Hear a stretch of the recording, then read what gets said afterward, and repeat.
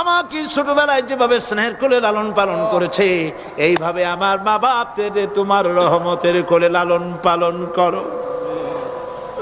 মনে থাকবে ভাইরা? বলেন মনে থাকবে? প্রত্যেক নামাজের পরে মা বাবার জন্য দোয়া করবেন, বেঁচে থাকুক আর মরে যাক, দোয়া করবেনই। মনে থাকবে? রব্বির হামহুমা কামা রাব্বায়ানি সগীরা।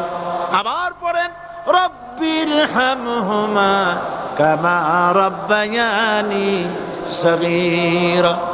আল্লাহ পাক মায়ের মর্যাদা এত বাড়াইছেন, সাহাবী প্রশ্ন করেছে ইয়া রাসূলুল্লাহ খেদমত করব কার?